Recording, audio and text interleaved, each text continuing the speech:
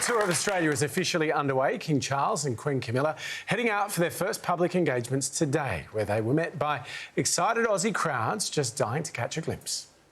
This is such a historical moment. I'm shaking. I can't believe how much adrenaline is still pumping through me. It's amazing. The King and Queen waved to me. It was a right royal welcome for his and her match. Even if it's just a glimpse, I think it's just really worthwhile. I am a royalist, and I think he's a wonderful man. And I started my day with my tea in this cup. King Charles and Queen Camilla leaving Kirribilli House this morning for the first official day of their tour Down Under. Long live Your Majesty. I had the opportunity to say, long live Your Majesty. I just feel my heart is just so full. Heading first to St Thomas's Anglican Church in North Sydney, where fans were waiting eagerly. We are thrilled to pieces that the King and Queen are going to be here. I get to see the King and the Queen for the first time. Some bearing obscure gifts. to put you on your wife. Others decked out in their finest. I'm looking forward to welcoming the King and Queen Camilla to Australia. But not everyone was pleased to see them. A small group of pro-Palestine protesters and Indigenous rights activists gathered outside the church. Take away our rights? Is that what your God tells you? This is an illegal occupation. The head of that particular exercise is the royal family. Next stop was New South Wales Parliament House, where the King thanked his Aussie fans. What a great joy it is to come to Australia to renew a love of this country and its people, which I have cherished for so long. And presented a quirky gift of his own. In the spirit of marking the passage of time, it is in fact an hourglass, a speech timer. The King and Queen will head to the capital tomorrow, where no doubt more adoring Aussie fans will be waiting. so he loves us and I love him. And I'm going to be standing on his side until he's no longer king. Well, Jake Pryor is one of those devoted fans. Jake, tell me about the moment when you finally met the King and the Queen. What were they like?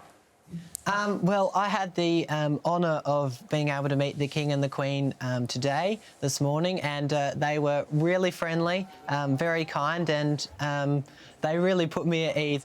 Can you tell us about what was discussed? Was there any sort of palace secrets? Not to that extent, no. It was just a quick hello. Mrs Grave, my deputy principal, asked me to wear my uniform, so the King was chatting to me about my badges on my uniform, what they meant, and the Queen was...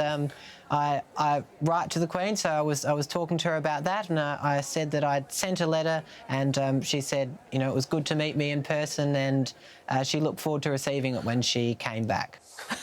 You are not just any fan either. You actually got a personal invite from Buckingham Palace. Can you tell us how that came about? Well, I've been writing to the Queen for the last 2 years.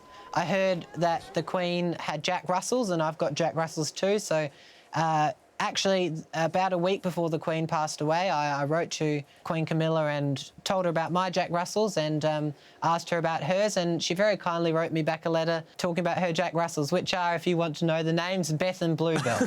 Jake, how did the Palace get in touch with you to let you know that you'd been invited?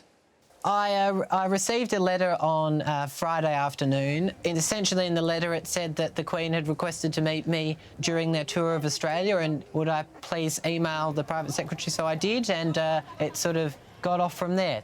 Is it true that the Palace was calling you for quite a while and you weren't answering the phone because you didn't recognise the number? Yes, that's true. So they were calling me probably starting about 10 days beforehand, and I was getting all these calls at 1 a.m. in the morning, and I obviously wasn't answering them because I was asleep, and I just thought they were scammers. But I'm glad that Mum went to the post box to pick up the letter, because otherwise I wouldn't be here speaking to you now. But when you get a letter from Queen Camilla, like, is it actually from her, or is it like Santa Claus and she gets her elves to do it? Like, how does it Well, work? what I've had over the past 2 years, it's hand-signed by the Queen, and usually the Dear Jake at the top is handwritten as well. But the body is usually text, but sometimes can be, you know, handwritten, or... Yeah, it really depends. You're 15, Jake. Most people your age are obsessed with, say, footy or Fortnite. Why Camilla? Why the royal family? Well, I'm not really into footy. I'm a bit of a tennis fan myself. I do like watching the footy. I'm a big fan of Collingwood. No, I think she's been through a lot in her life, and I've admired the way that she's been able to rise above that and give back. She tries to do the best she can with it to promote good things and get good outcomes for people. So I suppose that's why I've always been interested in her, and much the same for the King. Jake, thanks very much for your time tonight. That's all right. Have a nice rest of your day.